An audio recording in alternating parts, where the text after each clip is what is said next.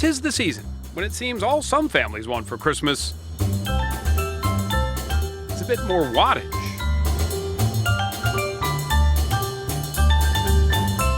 They're the houses that have the extra twinkle to their trees, more deck to their halls. If you didn't know better, you might think Christmas was a celebration of the electric light bulb itself. But those who are especially festive are not the only people passionate about light. Turns out this year, light and light bulbs are at the heart of a burning debate. I believe in liberty for light bulbs. GOP presidential hopeful Michelle Bachmann, along with other conservatives, have been pointing to the incandescent light bulb as a symbol of government meddling. It all stems from a law signed by George W. Bush in 2007, requiring that our most popular light bulbs be at least 25% more energy efficient starting next year. But conservatives complain those standards render the lowly, old-fashioned orb obsolete, restricting consumer choice. The conference report is adopted. But this weekend, Congress pulled the funding to enforce that law, giving the incandescent a temporary reprieve. But the fight is far from over. The efficiency standards are still law, and fans of Thomas Edison's finest know the switch to more modern bulbs is only a matter of time.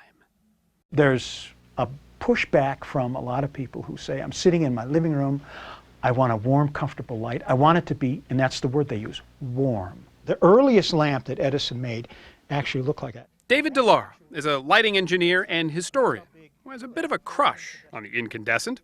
Even though it gives off more heat than light, Edison's fuzzy filament has filled our homes with a glow that became the standard for more than 130 years. Its first real challenge came from the compact fluorescent bulb, but that didn't go over too well. If you take an incandescent lamp out of someone's socket and you put in a compact fluorescent lamp that doesn't have the right color, even though it's more efficient, they're going to say, what have you done to my light? And they are saying that. And they are saying that.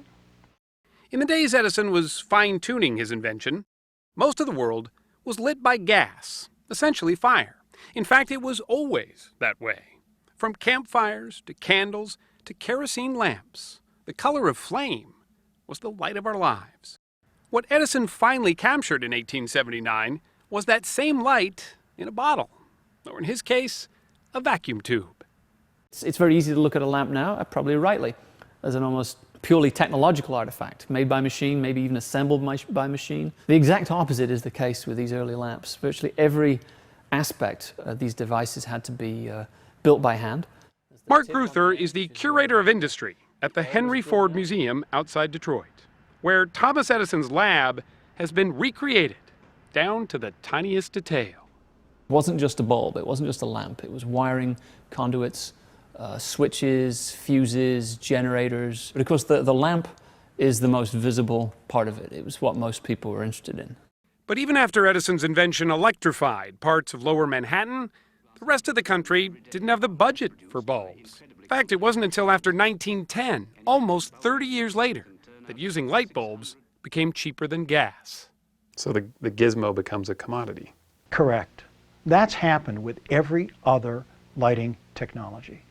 It's been introduced, it's very expensive, and you simply wait enough and long enough, and the price comes down. Which is where light bulb manufacturers are right now, having to change the public mindset from the $1.99 disposable idea of lighting to the $25 a bulb light that's more like an appliance. You know, you might install a light bulb in your foyer when your kids are born, and that light bulb will still be in there working, no problems, when the kids go off to college. Ed Crawford heads up the North American lighting division at Philips, the world's largest lighting company. This is a compact fluorescent. Now, a lot of people don't like compact fluorescents because... Like the rest of us, he watched that first jump from incandescents to those energy-efficient bulbs with a bit of a cringe. Some of the early compact fluorescent products, they were not ready for prime time. They buzzed, they had lousy color, they made everything kind of grayish, green. Edison's glowing filament gave off nearly every color of the rainbow, especially reds and yellows. And duplicating that isn't easy. What are we in now? What is this? This is white light. This is a warm, balanced light. Philips's Daniel Blitzer says that although we see white light as one color, it is in fact many. So the light changes. Too much of any one is uncomfortable, It goes mostly blue. whether it's blue or vivid green. This is a particularly unhappy color for people. But perhaps the most important is red. Too much of it is, well, Martian. But for humans, not enough red can be disastrous. But if you have no red light, nothing bounces off the red pigments. It only bounces off the blue of your veins, and that looks Awful. eerie, does it not? Yeah. The solution for Philips is a bulb that just won a $10 million prize from the Department of Energy. While it may look like those orange bug lights of old, this is an LED that Philips says all but replicates the warm glow of the incandescent. This light bulb does everything the consumer's used to, except it uses 9 watts instead of 60 watts. That's only 9 watts? This is only 9 watts. If I take one of these fins off, you can see what's inside, and these are the LEDs. So you see 6 LEDs right there. There's 6 in each of these chambers. And when he flipped the switch, So there's 2 colors that you'll see here when you turn this on, and it's kind of amazing. Oh, it's blue. And through having this lens that we put over the blue, we get that warm white light that we're used to. It's really remarkable. It's almost like a magic trick. This is my little experimental workshop where but it still has its critics. Howard Branston, for one. He knows a little something about light. He was the engineer who made Lady Liberty shine in just the right way. So I threw together all of this stuff. You can see. He took us out to his garage, where he set up an experiment.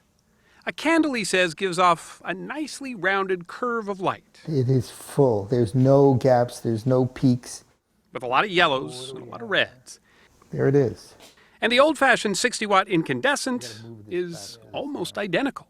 You can see all the red that's there. And what about that Philips masterpiece? Much to his surprise, it did pretty well, although Howard isn't ready to switch just yet. Very weak in the red. Because in the incandescent, almost this whole area then would be Filled. red, as opposed to this That's right. part that's dropped down. The market for just the right replacement is huge. Some 4.7 billion sockets are in the U.S. alone. Who says you even need a socket anymore? With LEDs, the possibilities are endless. This is a really exciting new thing where we have integrated LED lights behind fabric panels. Like auto shows with cars of the future, there are now lighting exhibits with lamps of the future. But what started it all remains close to our hearts. Edison's incandescent revolutionized our lives. But much like the flickering candle, the incandescent bulb will inevitably succumb to the winds of change. It's the nature of technology, right? It has a lifetime, a start and an end. It's time to end.